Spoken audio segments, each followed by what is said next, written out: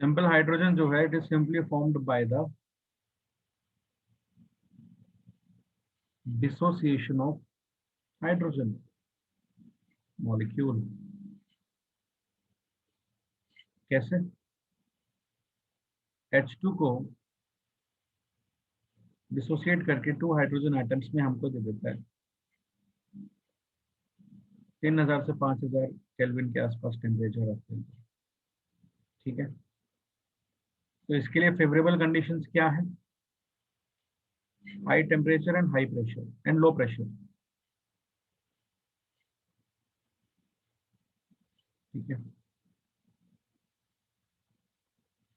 Second जो hydrogen मिलता है नेसेंट हाइड्रोजन। देखिए वैसे नेसेंट हाइड्रोजन का कॉन्सेप्ट पहले था, आजकल नेसेंट का कोई प्रूफ नहीं मिल पाता, इसलिए हम लोग नेसेंट का कॉन्सेप्ट मानते नहीं है। बट बुक्स में या फिर जो टीचर्स पढ़ाते हैं वो भी नेसेंट का कॉन्सेप्ट बहुत पढ़ाते हैं। जैसे ब्लीचिंग पाउडर में भी तुमको बोलेंगे कि क्लोरीन जो है ना वो nascent chlorine that is responsible for bleaching action. तो मतलब ये इतनी पागलों वाली बात होती है। ठीक है, नेसेंट नाम का कोई कॉन्सेप्ट एग्जिस्ट करता ही नहीं है प्रैक्टिकल पर्पसेस के लिए। हम अपने कन्वीनियंस के लिए नेसेंट चीज को डिफाइन कर देते हैं, but to be very honest practical purpose में नेसेंट होता नहीं है। और जो लोग नेसेंट के बारे में पढ़ाते हैं तो इसका मतलब मैं ये नहीं बोल रहा कि वो लोग गलत हैं, they have insufficient knowledge about nascent thing. ठीक है, मैं भी तुमको इसलिए पढ़ा रहा हूँ क्योंकि बुक्स में लिखा हुआ है, अदरवाइज मैं नहीं पढ़ाता इसको। ठीक है, और कई बार गलती से किस्मत खराब हो तो इसी पे क्वेश्चन डाल देगा वो। ठीक है, Yes, sir. नेसेंट नाम का वैसे कोई कॉन्सेप्ट नहीं होता है। Hydrogen at the moment of its birth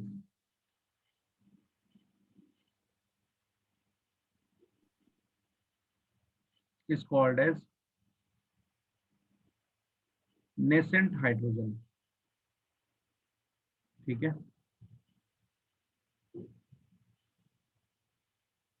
इसका बेसिकली मतलब क्या होता है? ठीक है, उस इंस्टेंट पे, जिस इंस्टेंट पे ये बना, उस इंस्टेंट पे हम इस हाइड्रोजन को नेसेंट बोलते हैं। बात समझ में आ रही है? Yes, sir. Yes, sir. तो इसको बनाना कैसे होता है? नेसेंट हाइड्रोजन तुम्हारा बनता कैसे? बहुत कम इसके प्रोसीजर्स हैं बनाने के।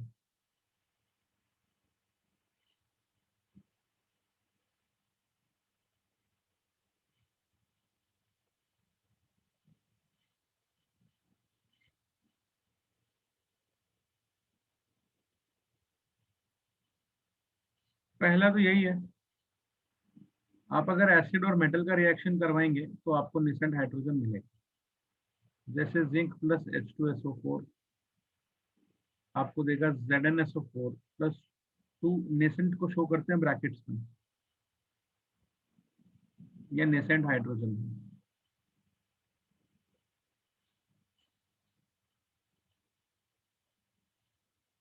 दूसरा तरीका है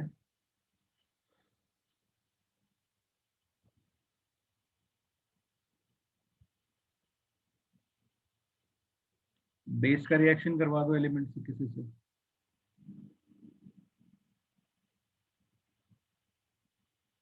यहाँ पे भी आपको नेसेंट मिल जाएगा। तीसरा तरीका है ethyl alcohol plus alkali metal.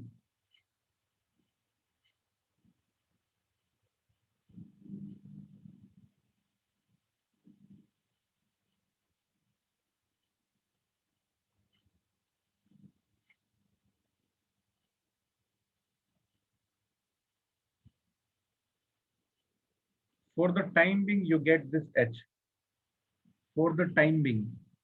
ठीक है,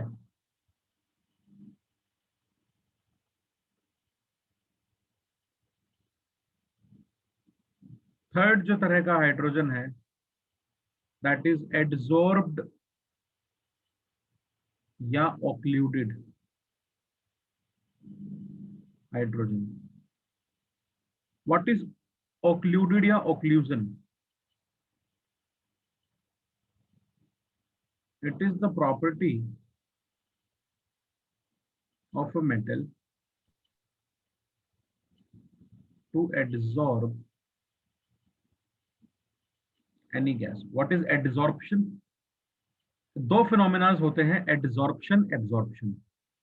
एडजॉर्प्शन एक सरफेस फिनोमेना होता है। एडजॉर्प्शन क्या होता है तुम्हारा? एक सरफेस फिनोमेना होता है। एब्जॉर्प्शन जो होता है that is the bulk phenomena.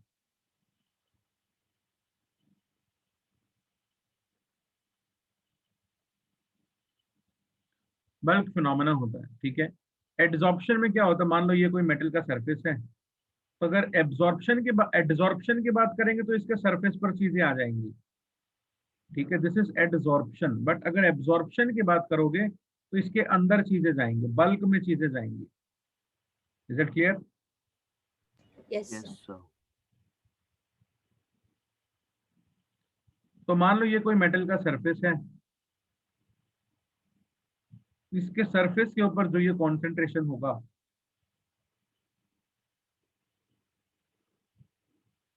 यहाँ पर कॉन्सेंट्रेशन ऑफ हाइड्रोजन जो होगा वो that will be very much in, that will be very high, ठीक है।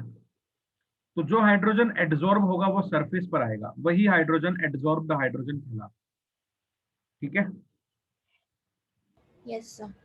Yes, sir.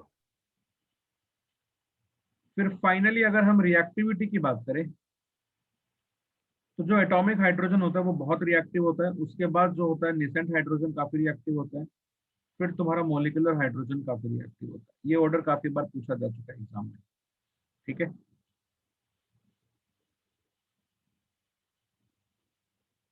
So ब्रैकेट वाला हाइड्रोजन नेसेंट हाइड्रोजन है। हाँ, इसीलिए नेसेंट को पढ़ाना जरूरी होता है, क्योंकि ऐसे ऐसे बकवास से क्वेश्चन कई बार डाल देते हैं लोग पेपर में।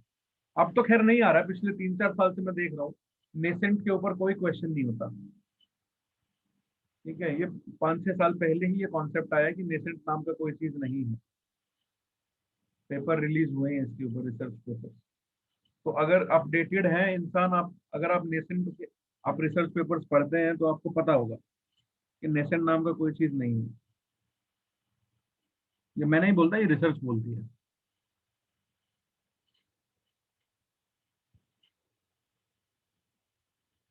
फिर सेकेंड क्लासिफिकेशन जो हमने किया था हाइड्रोजन का, that was the based on the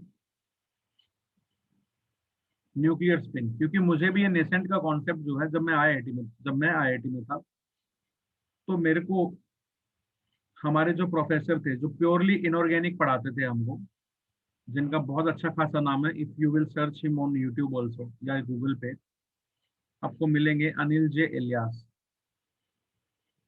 इनकी बहुत सारी बुक्स भी हैं जो मार्केट में अवेलेबल हैं हायर कोर्सेज के लिए।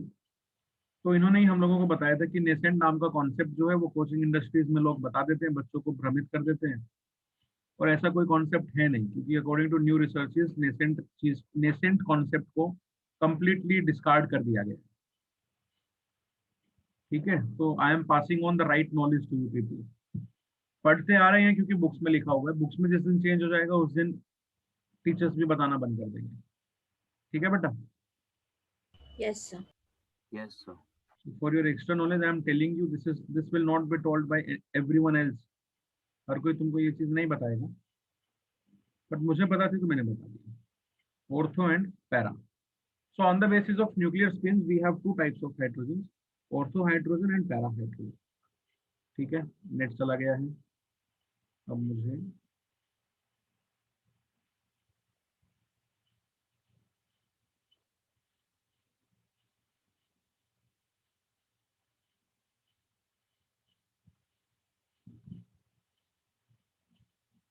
Can you hear me?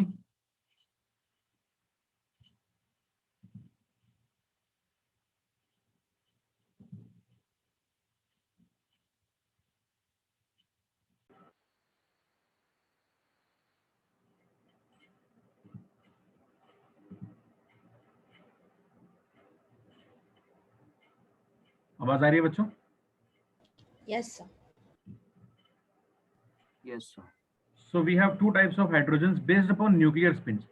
अगर न्यूक्लियर स्पिन के बेसिस पे आपको एक ही चीज की अलग अलग न्यूक्लियर स्पिन्स मिलती हैं तो हम उनको न्यूक्लियर आइसोमर्स बोलते हैं। ऑर्थो हाइड्रोजन को हम लोग डिनोट करेंगे OH2 सर न्यूक्लियर स्पिन मतलब? न्यूक्लियस का जो न्यूक्लियर स्पिन का मतलब होता है, न्यूक्लियस की भी एक खुद की स्पिन होती है बेटा। जो एटम के अंदर न्यूक्लियस होता है, ये न्यूक्लियस का भी स्पिन होता है। ठीक है, या तो ये क्लॉकवाइज घूम सकता है या फिर ये एंटी क्लॉकवाइज घूम सकता है, इसका भी एक खुद का स्पिन होता है। Okay. Para hydrogen is PH2। ठीक है, अब ऑर्थो हाइड्रोजन की बात करते हैं हम पहले।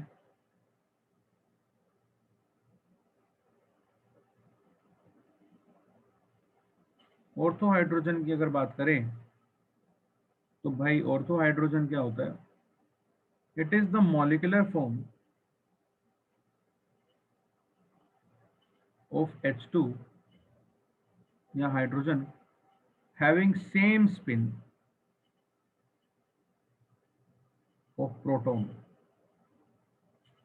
क्यों होता है न्यूक्लियर स्पिन? क्योंकि इसमें प्रोटॉन होता है, प्रोटॉन घूमता रहता है। ठीक है, अब ये हाइड्रोजन है तुम्हारा, अगर सेम स्पिन है, मतलब इसका प्रोटॉन भी क्लॉकवाइज घूम रहा है, इसका प्रोटॉन भी क्लॉकवाइज घूम रहा है, या फिर इसका प्रोटॉन एंटी क्लॉकवाइज घूम रहा है, इसका प्रोटॉन भी एंटी क्लॉकवाइज घूम रहा है, in that case you will call it as an ortho hydrogen. बात समझ में आ गई? Yes, sir. Yes sir.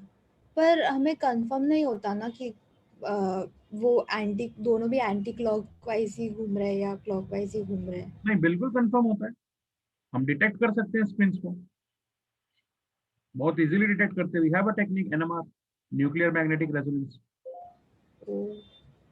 Okay.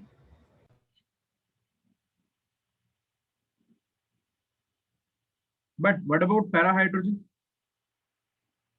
एक एक दोनों भी अपोजिट होंगे। यस, एक क्लॉक होगा तो दूसरा एंटी क्लॉक होगा।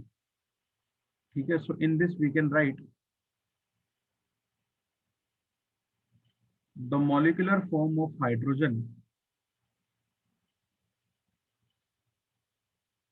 Having opposite spin of proton. Same लिख दिया है मैंने गलती से, having opposite spin of proton is called as पैराहाइड्रोजन। ठीक है,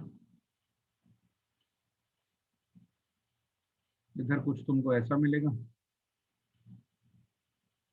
ये इधर घूम रहा होगा तो ये इधर घूम रहा होगा, या फिर ये इधर घूम रहा होगा तो ये उधर घूम रहा होगा। ओके, यहाँ पे स्पिन्स ऑपोजिट है तो इंटरेक्शंस दोनों हाइड्रोजन के प्रोटॉन्स का ऑपोजिट डायरेक्शन में होगा। अगर इसका मैग्नेटिक मोमेंट इधर क्रिएट हो रहा है तो इसका उधर क्रिएट होगा, इसका उधर क्रिएट हो रहा है तो इसका इधर क्रिएट होगा। तो मैग्नेटिक मोमेंट्स में इतना इंटरेक्शन नहीं होगा, जिस वजह से रिपल्शंस जो होंगी यहाँ पर दोनों प्रोटॉन्स के बीच में, वो बहुत मिनिमम होगी और ऑलमोस्ट हम कह सकते हैं नेग्लिजिबल होंगी। इज दैट फिर करेक्ट? उसका अट्रैक्शन ज्यादा होगा ना? कहाँ पे? हाँ, बात तो वही है ना, सेम स्पिन यहाँ पे रिपेल करेगी क्योंकि दोनों के मैग्नेटिक मोमेंट्स एक ही डायरेक्शन में होंगे। हम्म। ठीक है, तो रिपल्शंस यहाँ पर ज्यादा होगा, इसीलिए यहाँ पर जो स्टेबिलिटी है वो क्या होंगी? स्टेबिलिटी इस केस में क्या हो जाएगी? लीस्ट। डिक्रीज हो जाएगी। तो ये क्वेश्चन भी पूछा जाता है, इधर अगर हम स्टेबिलिटी की बात करें इस हाइड्रोजन की, in this case the stability increases. So if anyone asks you which one of the hydrogens is more stable, so what will you say? पैराहाइड्रोजन। Parahydrogen. हाँ, एनर्जी किसकी ज्यादा होगी? ऑर्थो हाइड्रोजन की। तो हाइड्रोजन की, ठीक है, हाँ। अगर हम इंटरनल एनर्जी की बात करें, तुमसे पूछे इंटरनल एनर्जी किसकी ज्यादा होगी, तो बोलेंगे ऑर्थो हाइड्रोजन की ज्यादा होगी, किससे? पैरा हाइड्रोजन की। अगर तुमसे स्टेबिलिटी की बात करेगा तो तुम बोलोगे sir para hydrogen is more stable then ortho hydrogen. ठीक है, यस सर। Yes, sir. इसको याद कैसे रखते हैं? मैं तुमको एक ट्रिक देता हूँ, मैंने एक ट्रिक बनाया था बचपन में जब मैं पढ़ता था। सब इंस्पेक्टर ओम प्रकाश, कैसे याद रखेंगे?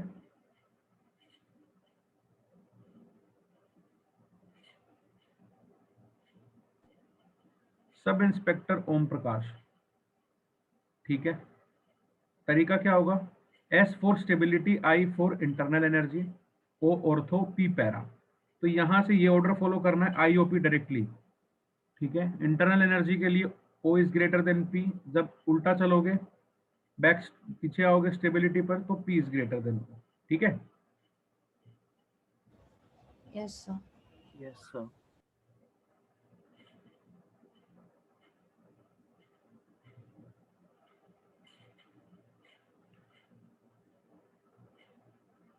एट लो टेम्परेचर पे क्या होता है, para hydrogen is more stable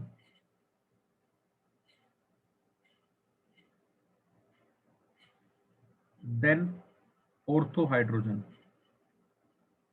ठीक है। यहां पे हमने जो स्टेबिलिटी की बात की, para hydrogen is more stable then ortho hydrogen, ध्यान रखना ये कहां पर है, लो टेम्परेचर्स पर है। कहां पर है, लो टेम्परेचर्स पर, ठीक है। At low temperatures para hydrogen is more stable then ortho hydrogen, और एट हाई टेम्परेचर, क्वेश्चन यहां से पूछता है वो, लो टेम्परेचर पर तो सबको पता होता है, गैस कर लेते हैं। हाई टेम्परेचर पर ortho hydrogen is more stable then para hydrogen, question आता है यहां से,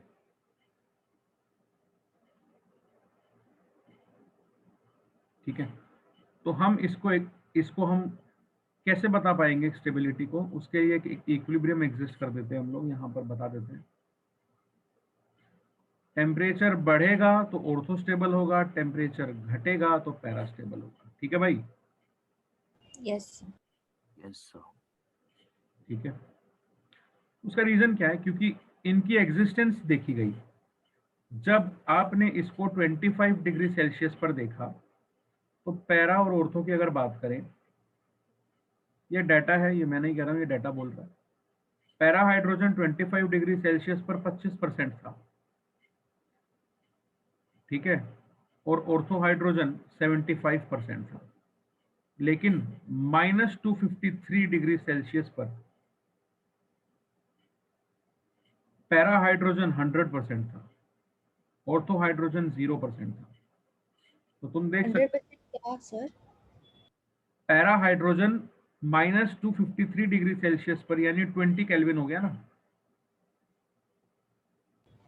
हाँ, पर 100% क्या क्या एज इन रिएक्टिविटी बोल रहे हो आप? 100% पैरा हाइड्रोजन प्रेजेंट था। हाँ, okay.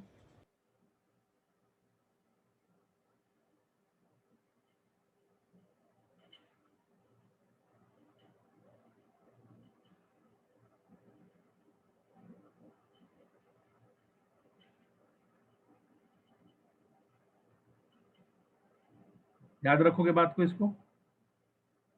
Yes, sir. Yes sir.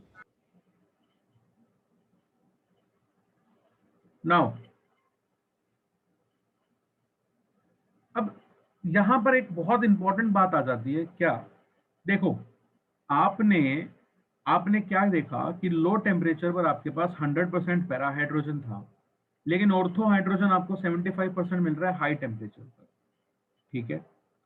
मैं ये पूछना चाह रहा हूं आप लोगों से कि 100% आपको लो टेम्परेचर पर पैरा हाइड्रोजन तो मिल जा रहा है, बट हाई टेम्परेचर पर आपको पैरा हाइड्रोजन 25% मिलता है, लेकिन ऑर्थो 75% मिलता है। मतलब जब आप लो टेम्परेचर पर पैरा को 100% बता पा रहे हो कि वो मिल रहा है, तो भाई हाई टेम्परेचर पर ऑर्थो भी तो 100% एग्जिस्ट करना चाहिए। हाँ। Yes. क्वेश्चन समझ रहे हो कि नहीं, हाँ। But yes. ऐसा नहीं हो पाता है, क्यों नहीं हो पाता है, इसको लिखते हैं। इसको हम इस तरह से लिखेंगे, क्या, कि we can obtain 100% para hydrogen at low temperatures but can't get ortho hydrogen at high temperatures। बात सही है कि नहीं, because yes sir. Para hydrogen will dissociate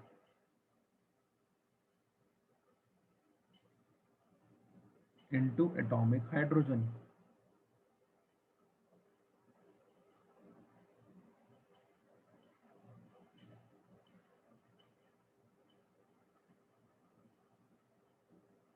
ठीक है, क्या हुआ, Yes, sir.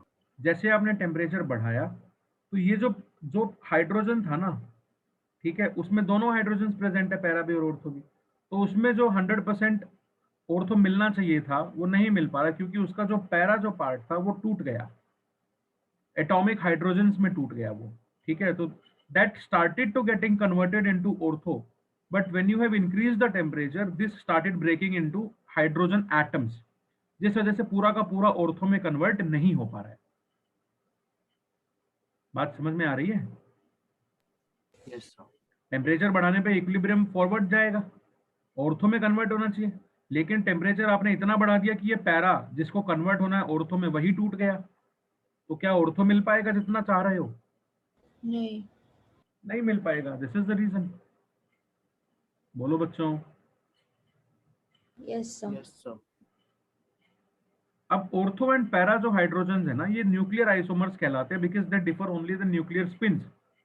ठीक है, और न्यूक्लियर स्पिन्स की वजह से फिजिकल प्रॉपर्टीज में डिफरेंस आता है, केमिकल प्रॉपर्टीज में डिफरेंस नहीं आता। तो अगर तुमसे पूछे कि पैरा हाइड्रोजन में और ऑर्थो हाइड्रोजन में किस चीज का डिफरेंस है, तो वी विल बोलेंगे, we will say that difference in physical properties. ठीक है,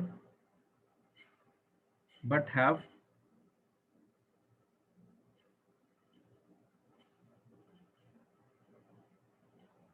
सेम केमिकल प्रॉपर्टीज। समझ में आ रही है बात? Yes, sir. इसके बाद बात करते हैं how will you prepare hydrogen gas. आप H2 को बना कैसे सकते हैं? सो methods of preparation of H2। Next topic is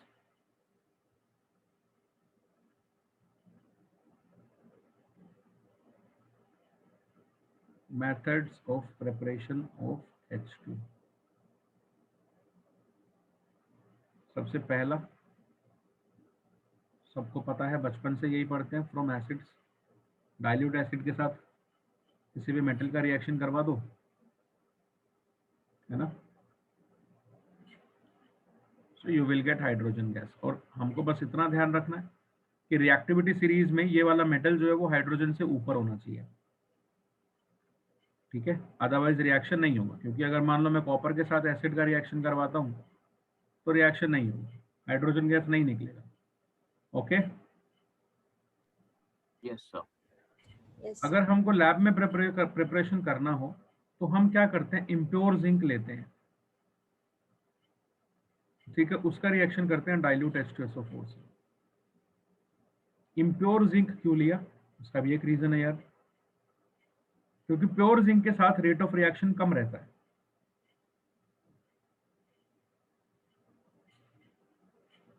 बनेगा भाई, हाइड्रोजन गैस निकलेगा, बट रेट ऑफ रिएक्शन कम रहता है।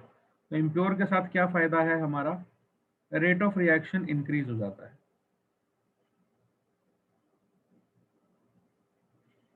ठीक है, प्योर के साथ रेट ऑफ रिएक्शन क्या होगा,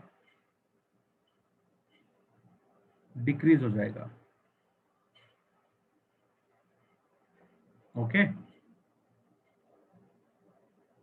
yes sir. Yes, sir. Second method है बाय alkalis।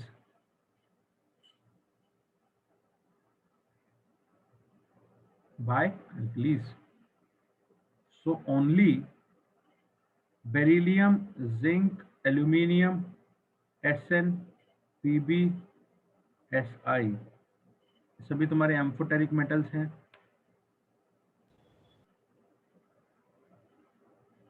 ठीक है, दे reacts with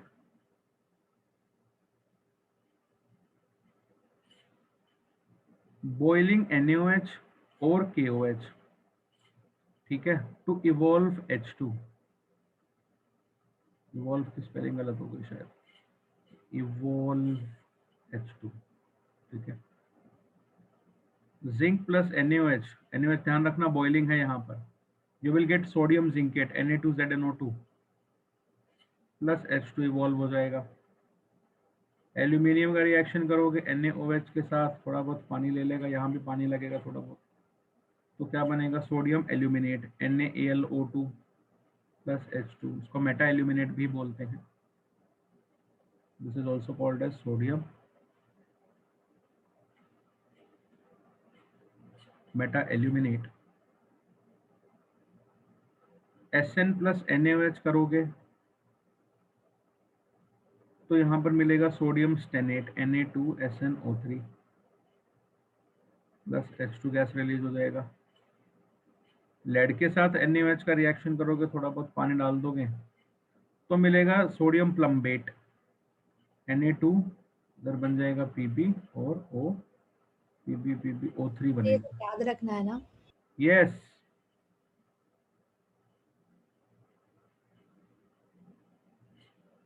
sodium plumbate. Sodium silicate मिलेगा तुमको अगर तुम NaOH का रिएक्शन सिलिकॉन के साथ करा दोगे तो you will get Na2SiO3 plus H2, gas release हो जाएगा।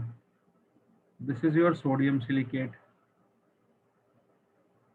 इनऑर्गेनिक का यही तो फायदा है, अगर आप रट्टा अच्छा मार सकते हो ना तो इनऑर्गेनिक आपके लिए ही बनी है। Sodium beryllite, beryllate, not beryllite, beryllate, Na2BeO2 plus H2. This is sodium BeRyLi beryllate, beryllate. मेरी प्रोनाउंसिएशन में मत जाना, भावनाओं पे जाना, ठीक है। पानी से भी बना सकते हो भाई, तीसरा तरीका है पानी से बनाने का। पानी से तो बचपन से ही पढ़ते आ रहे हैं क्या। अगर कोल्ड वाटर लोगे जस्टिन बीबर के गाने की तरह तो सिर्फ हाईली रिएक्टिव मेटल्स रिएक्ट करेंगे। अगर हॉट वाटर लोगे, ये तो हमको पढ़ाया जाता है 10th में मेटल नॉन मेटल्स के चैप्टर में, तो सिर्फ रिएक्टिव मेटल्स के साथ करेगा हॉट वाटर। अगर स्टीम लोगे तो विद लेस रिएक्टिव मेटल्स। ठीक है, तो कोल्ड वाटर के साथ तुमको कौन कौन रिएक्शन करते हुए दिखेंगे। सोडियम दिखेगा, Li दिखेगा, बेरियम दिखेगा, पोटेशियम दिखेगा, और कौन कौन होता है, स्ट्रोंशियम होता है, कैल्शियम होता है। ठीक है, हॉट वाटर के साथ तुमको दिखेगा कौन कौन, मग अल मंजन, मग अल मंजन करे। स्टीम के साथ तुमको दिखेगा फीकोनी, सुने पंजाबी।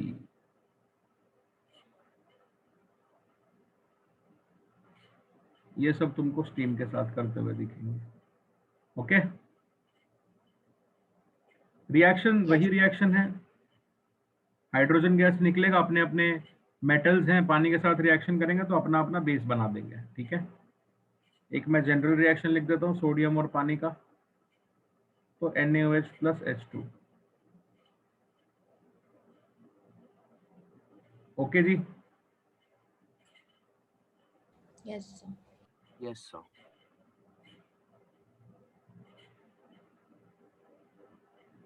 चौथा तरीका हमारे पास क्या हो सकता है भाई, और कैसे बना सकते हैं हाइड्रोजन। हाइड्राइड का इलेक्ट्रोलिसिस करवा दो, हमने ये बात करी थी, बाय आयोनिक हाइड्राइड्स।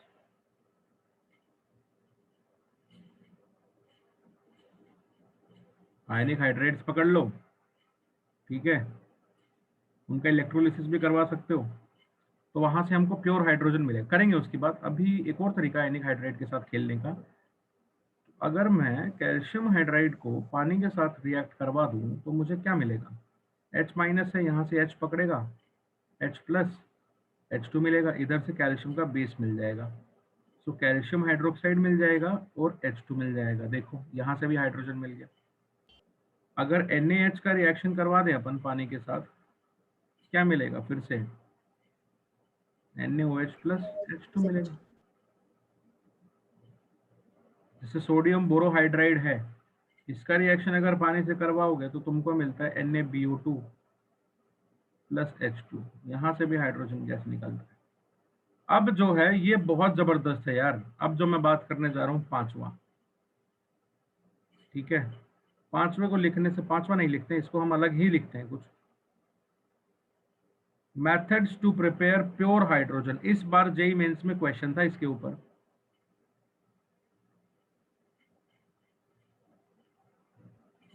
ठीक है, और भी बात करेंगे। Methods to prepare pure hydrogen, सबसे पहला तो है इलेक्ट्रोलिसिस। ठीक है, हम लोग क्या करते हैं इसके लिए, we use impure water. Impure water मतलब गंदा पानी। गंदा पानी का मतलब ये नहीं है बिल्कुल ही नाले से उठा लो, नहीं। इसका मतलब है having 15 to 20% solution of alkali और एसिड। एसिडिफाइड पानी हो या एल्केलाइड पानी हो, एल्कैलिफाइड इसको बोलते हैं, एल्कैलिफाइड, या तो एसिडिफाइड हो या एल्कैलिफाइड पानी हो। ठीक है, प्योर वाटर ना हो, राइट, प्योर वाटर नहीं होना चाहिए, क्योंकि ये दोनों इलेक्ट्रोलिसिस को थोड़ा और कैटलाइज कर देते हैं, एक तरह से बढ़ा देते हैं प्रोसेस को। ठीक है, तो होता क्या है, 4 मॉलिक्यूल पानी के टूट के आपको 4 H प्लस देंगे, 4 OH माइनस देंगे। ठीक है, यस अब ये रिएक्शन स्प्लिट हो जाएगा कैथोड में, एनोड में। कैथोड पे रिडक्शन होता है, तो ये 4 H प्लस क्या करेंगे, 4 इलेक्ट्रॉन पकड़ के क्या बना लेंगे, बोलो, 2 molecule of H2 gas. Anode पे क्या हो रहा होगा, ऑक्सीडेशन हो रहा होगा, तो 4H माइनस क्या करेंगे, 2 H2O बनाएंगे, प्लस 4 इलेक्ट्रॉन छोड़ रहे होंगे, प्लस अब किस चीज की कमी है, 4 ऑक्सीजन है, 2 ऑक्सीजन है, तो 1 O2 छोड़ रहे होंगे। बोलो जी। Yes, sir. Yes sir. तो यहां से हमको सबसे जबरदस्त तरीके का हाइड्रोजन मिलता है। ठीक है, आपने एनोड वाले में क्या लिखा है?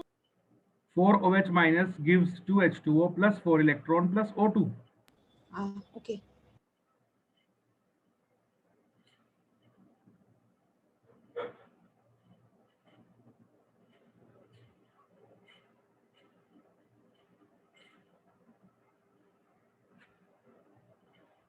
इलेक्ट्रोलिसिस से तुमको 99% तक प्योर हाइड्रोजन गैस मिलता है। प्योरिटी 99% रहता है यहां से मिलने वाली हाइड्रोजन गैस का। सर हाइड्रोजन का यूज लिक्विड में ज्यादा है कि गैस में ही ज्यादा है? It all depends on what kind of use you want to have. आप किस तरीके से उसका यूज करना चाहते हैं इस पर डिपेंड करता है। अगर आप रॉकेट प्रोपल्शन फ्यूल्स में यूज करना चाहते हैं तो आप लिक्विड फॉर्म में यूज करेंगे उसको। यस। यूज टू यूज वो चीज वेरी करते हैं बेटा। Okay sir. By reaction of magnesium with dilute H2SO4, आप किसी भी मेटल का रिएक्शन करवा सकते हैं तो भी आपको हाइड्रोजन गैस मिलेगा, बट इसका क्वालिटी भी अच्छा होता है। It's but it is not 100% pure या 99% प्योरिटी नहीं होता। ठीक है, क्यों नहीं होता, क्योंकि यहाँ पर थोड़ा बहुत पानी भी प्रेजेंट है।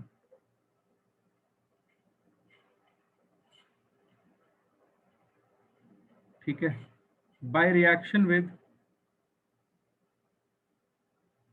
NaH, कोई भी हाइड्राइड ले लो, उसका पानी के साथ रिएक्शन कर दोगे तो भी आपको हाइड्रोजन गैस प्योर मिलता है। प्योर में भी, ये प्योर का मतलब जनरली क्या होता है, अच्छा खासा अमाउंट हो मिलने वाली गैस का। 100% प्योर या 99% प्योरिटी जो है वो नहीं मिल पाती है। एक होता है यूइनो मेथड, UYENO, यूइनो मेथड या यूइनो प्रोसेस। इसको बेसिकली हम मिलिट्री पर्पस के लिए यूज करते हैं। ठीक है, मिलिट्री पर्पस मतलब बहुत जल्दी बनाने के लिए, बहुत जल्दी H2 को बनाने के लिए। हमारे पास समय नहीं है लेकिन हमको H2 का जरूरत है, तो हम 2Al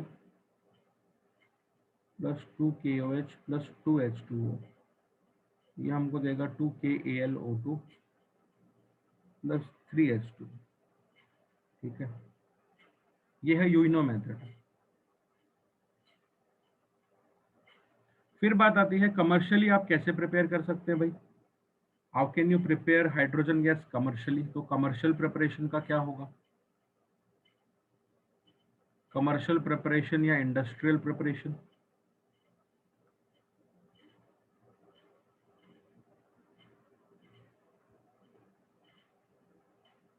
तीन प्रोसेस है बेसिकली। पहला प्रोसेस है लेन प्रोसेस, दूसरा प्रोसेस है बोश प्रोसेस, तीसरा प्रोसेस है फ्रॉम नेचुरल गैस। ठीक है, तो पहला देखते हैं लेन प्रोसेस क्या होता है। लेन प्रोसेस में क्या होता है, हॉट आयरन होगा, hot iron, this is hot iron, और इसके ऊपर से स्टीम पास की जाएगी। What is this, this is steam. इसके ऊपर स्टीम पास की जाएगी तो रिएक्शन क्या होगा, आयरन और स्टीम का, स्टीम पानी तो होता है, बनेगा Fe3O4 प्लस हाइड्रोजन गैस। ठीक है, हाइड्रोजन गैस तो मिल गया, निकाल लो इसको। अब आपको बार बार इस आयरन को यूज करना है ना और हाइड्रोजन गैस बनाने के लिए, तो you need to regenerate hydrogen from, you need to regenerate iron from this. तो हम कैसे करेंगे, इसका रिडक्शन कर देते हैं। तो ये जो स्टेप है ये क्या है, this is regeneration of iron. Hydrogen का प्रिपरेशन नहीं है ये सेकंड स्टेप। क्या करेंगे, Fe3O4 प्लस 3 में होता है ना यहाँ पे, तो हम चाहते हैं कि ये वापस 0 में आ जाए। तो इसको हमको कोई ना कोई रिड्यूसिंग एजेंट के साथ रिएक्शन करवाना पड़ेगा जो इसको इलेक्ट्रॉन दे दे। ठीक है, तो हम यहाँ पर इसका रिडक्शन करते हैं by using water gas. Water gas क्या होता है, CO प्लस H2। तो इससे हमको क्या मिलता है, 6Fe plus 4CO2 plus H2O। इसको बैलेंस कर लेना, यहाँ पर 2 आ जाएगा, 4CO प्लस 4H2। ठीक है, ये तरीका है इसको बैलेंस करने का। तो सारे कोफिशिएंट्स को कैंसिल कर दो कि कॉमन है, सब 2 से कैंसिल आउट हो रहे हैं। ठीक है, बैलेंस एक अलग चीज है, उसको कर लेना बैलेंस। मेन रिएक्शन क्या है वो ये है। ठीक है, अब रीजनरेट कर लिया आयरन, फिर से रिएक्शन करवा दो। तो हम क्या बोलेंगे, this is a continuous process, इससे तुम्हें बार बार हाइड्रोजन गैस मिलता रहेगा। This is a continuous process. CO2 है, गैस है, निकल जाएगा, H2O पानी है, सेटल डाउन हो जाएगा, आयरन आयरन बचेगा, निकाल लोगे उधर से। बात समझ में आई। Yes sir. Yes sir. Second process आता है बोश प्रोसेस। बोश प्रोसेस में क्या होता है,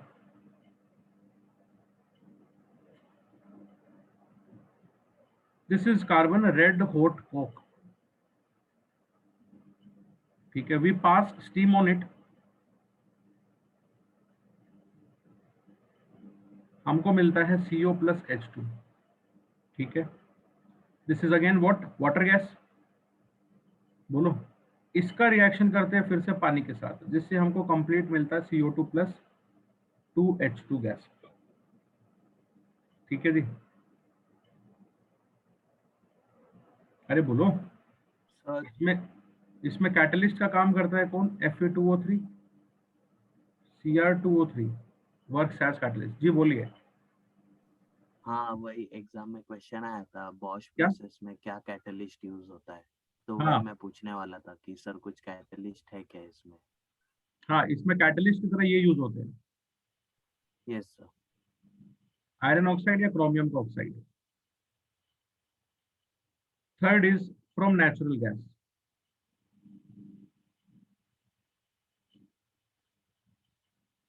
नेचुरल गैस से कैसे प्रिपेयर करेंगे, कोई भी आपके पास एल्केन है, आप उसको पानी में डाल दो।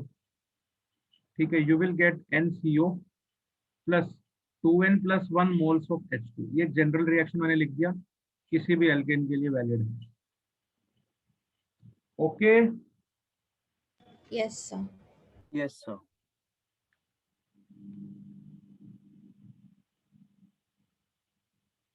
फिजिकल प्रॉपर्टीज ऑफ हाइड्रोजन की बात कर लेते हैं।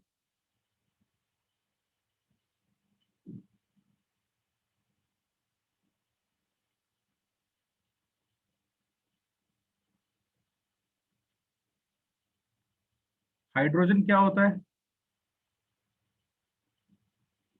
लाइटेस्ट हाइड्रोजन किसकी बात कर रहे हैं? मॉलिक्यूलर हाइड्रोजन की, कभी सोचो एच की।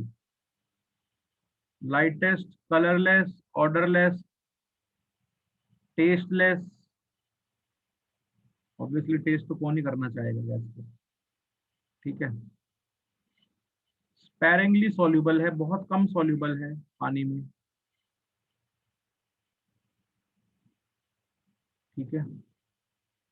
इनफ्लेमेबल है, आग पकड़ लेगी फटाफट। कंगना रनावत है ये, कुछ बोलोगे तुरंत आग पकड़ लेगी। और इतनी इतनी रिएक्टिव नहीं है, ठीक है। ज्यादा रिएक्टिव गैसों में से नहीं आती है ये, ठीक है। फ्रीजिंग पॉइंट सब तुमको मैंने बताया ही था लास्ट क्लास में, -259.2 डिग्री सेल्सियस। बॉइलिंग पॉइंट भी तुमको मालूम ही है, -252 डिग्री सेल्सियस, ठीक है। ये बहुत लो है, इसका मतलब क्या है कि जो इंटरमोलिकुलर फोर्सेस हैं वो बहुत वीक हैं।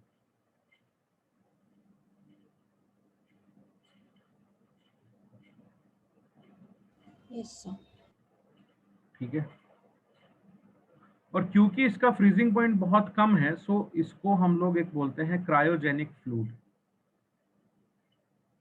That's why this is also called as a cryogenic fluid, ठीक है।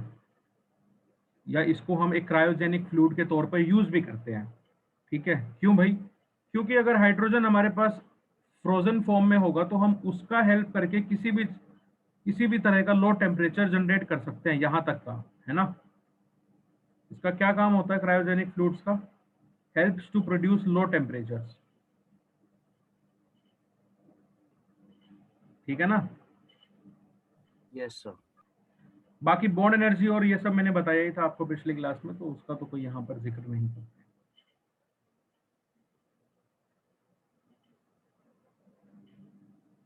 Finally, we are here to discuss the chemical properties of hydrogen gas. Chemical properties of hydrogen gas में सबसे पहली चीज तो यही है, H2 जो है that is neutral in nature, इसीलिए that is why it does not react with acids and bases. ये एसिड और बेस के साथ रिएक्ट नहीं मारता है, ठीक है। दूसरा, लेस रिएक्टिव है, ठीक है। क्यों है less reactive? High bond dissociation energy है, बॉन्ड को तोड़ने के लिए एनर्जी ज्यादा चाहिए ना। अगर कम चाहिए होती तो फटाफट टूट के भाग जाता, पकड़ लेता किसी को भी, रिएक्ट कर लेता किसी से भी। हाँ, आप इसको तोड़ ही नहीं पा रहे हो तो रिएक्ट कैसे करवाओगे?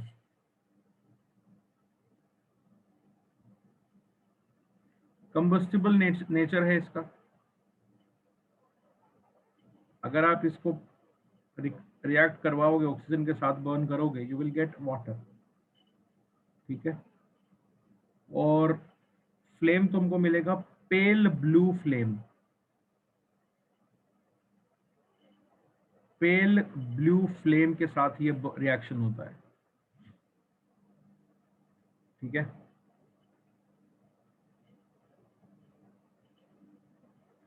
नेक्स्ट है reaction with highly electropositive metals. Highly electropositive metals के साथ कैसे रिएक्ट करता है ये? हाईली इलेक्ट्रोपॉजिटिव मेटल कौन से है तुम्हारे ग्रुप 1 ग्रुप 2 के? तो क्या रिएक्शन करेगा जरा देखो। हाइड्राइड बनाएगा। सोडियम और हाइड्रोजन का रिएक्शन क्या ही होगा? Sodium hydride. मैग्नीशियम का रिएक्शन क्या होगा? बोलो। CO plus HC। मैग्नीशियम या कैल्शियम का क्या रिएक्शन होगा? CaH2, ठीक है। ये सभी रिएक्शन तुम लोग लिख सकते हो। कौन सा प्रॉपर्टी था? फोर्थ था, फिफ्थ पे ऊपर आ गए हम लोग। फिफ्थ में हम लोग नॉन मेटल्स के साथ भी रिएक्शन की बात कर लेते हैं। नॉन मेटल्स के साथ जैसे H2 और Cl2 2HCl देता है, तो ये किसकी बात हो गई? Reaction with halogens. तो जनरल रिएक्शन हैलोजेंस के साथ यही होगा। क्या जनरल रिएक्शन लिख देते हैं, इधर ऊपर ऊपर लिख देता हूँ, यहाँ पे तो एग्जांपल आ गया।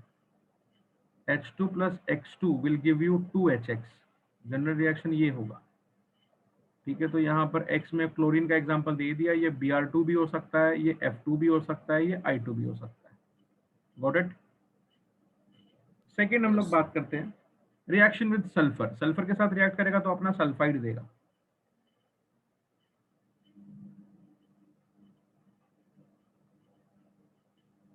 ठीक है, तो रिएक्शन की अगर बात करें सल्फर के साथ तो H2 plus S, this will give you H2S। एक और चीज, हैलोजेंस में रिएक्टिविटी का भी क्वेश्चन आता है कि हाइड्रोजन के साथ सबसे जबरदस्त रिएक्टिविटी किसका होगा? तो रिएक्टिविटी सबसे जबरदस्त होता है फ्लोरीन का, फिर क्लोरीन का, फिर ब्रोमीन का, फिर I2 का, याद रखना।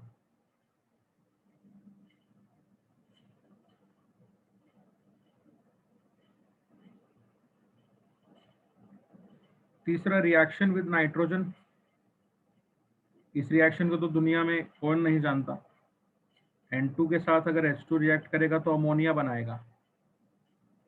ठीक है, this reaction is also called as Haber's process. ठीक है, इसमें हम 680 के आसपास टेम्परेचर लेते हैं केल्विन में, और 200 ATM के आसपास प्रेशर होता है। आयरन कैटलिस्ट का काम करता है, मोलिब्डेनम प्रमोटर का काम करता है।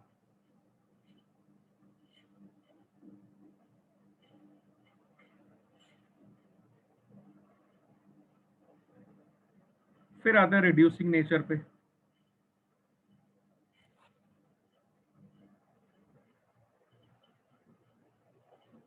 ये तो बचपन में पढ़ा जाता है, addition of hydrogen is reduction.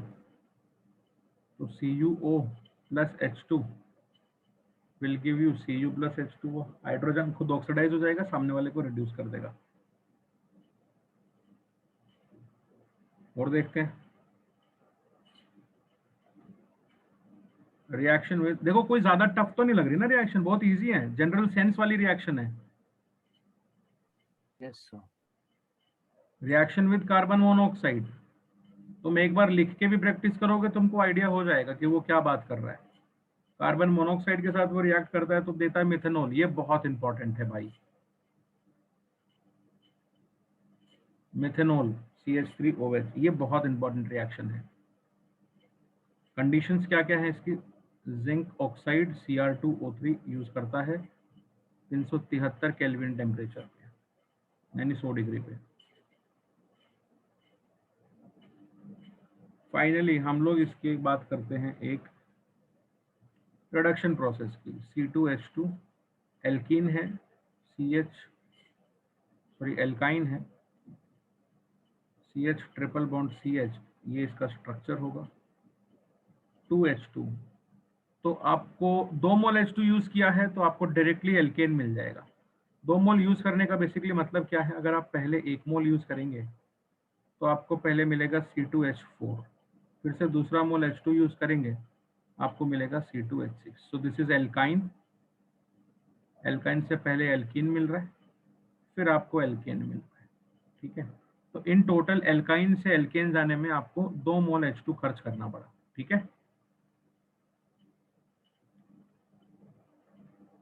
बोलिए। Yes sir.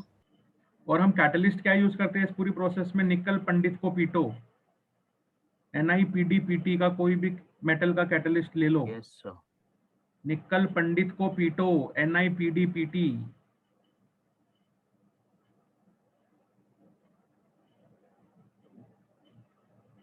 ठीक है, तो यहां से एक और कॉन्सेप्ट निकल के आता है इसी से, हाइड्रोजनेशन ऑफ वेजिटेबल ऑयल।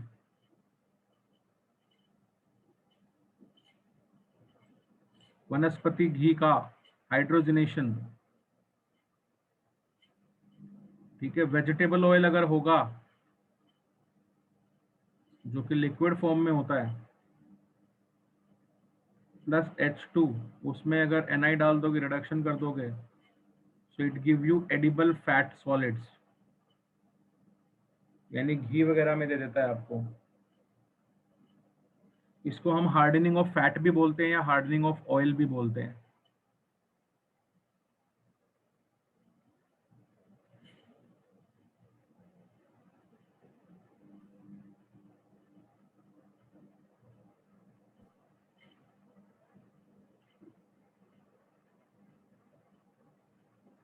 वनस्पति ऑयल से वनस्पति का घी मिल गया तुमको। ठीक है, कितना अच्छा है, हमने बातों बातों में घी बना दिया, वाह, है ना। Yes sir. तो यूजेस ऑफ हाइड्रोजन गैस क्या है यार, तुमको पता ही है। एक तो सबसे पहला तो यूज यही है, ऑयल से घी बना दिया, ठीक है, वेजिटेबल घी है वो, गाय वाला भैंस वाला नहीं है। तो दूसरा क्या है, रॉकेट फ्यूल के तौर पे इसको आप यूज करते हो, ठीक है। लिक्विड फॉर्म में क्या करते हैं, बेसिकली लिक्विड H2 रहता है और लिक्विड O2 रहता है, ठीक है। एयर शिप्स में यूज होता है, ठीक है। बलून की जो एयर शिप्स होती है, ठीक है, एयर शिप्स ऑफ बलून जो तुमने देखे होंगे, गुब्बारे उड़ते हैं ना, उसमें क्या रहता है, 15% हाइड्रोजन रहता है, 85% हीलियम रहता है, ठीक है। बाकी इसके अलग अलग रिएक्शन है, वो भी एक तरह से यूज ही है, ठीक है बेटा। सर ऑक्सीजन को लिक्विफाई कैसे करेंगे? क्यों नहीं कर सकते, प्रेशर बढ़ा दो, टेम्परेचर घटा दो, हाँ सर, लिक्विफैक्शन वही ऑफ मेथड गैसेस। है ना? हाँ वही मेथड है ना? हाँ, हाँ। टेम्परेचर घटा दो, प्रेशर बढ़ा दो, yes sir. liquefaction of gases. Any gas can be converted to liquid below its critical temperature. Critical temperature के बाद उसको आप लिक्विफाई नहीं कर सकते। Yes sir.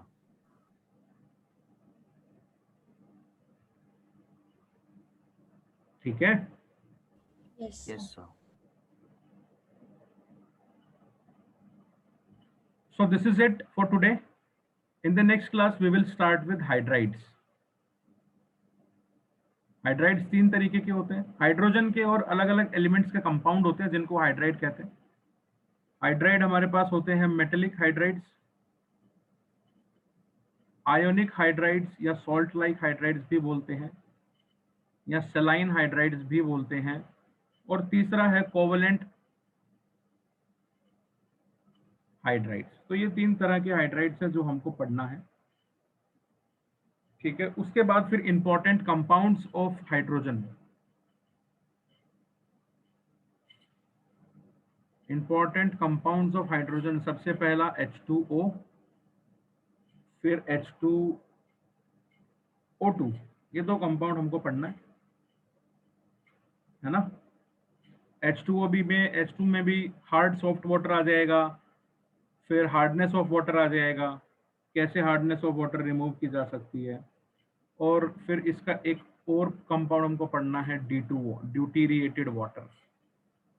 Okay, yes sir. Yes sir. बस ये सभी बातें हम इस चैप्टर में पढ़ेंगे, and after that I will share an assignment for H2 for hydrogen का chapter, then it's all done. ठीक है जी, ओके सर। सर आज का पीडीएफ भेज दीजिए ना। हाँ पीडीएफ में अभी तुरंत भेजूंगा, अब से तुम्हारा पीडीएफ ओके टाइम सर। पे मिलेगा तुमको, ठीक है। Okay sir. Bye sir, thank you bye bye sir. बच्चों, take care, good night. Thank you sir, bye, take care.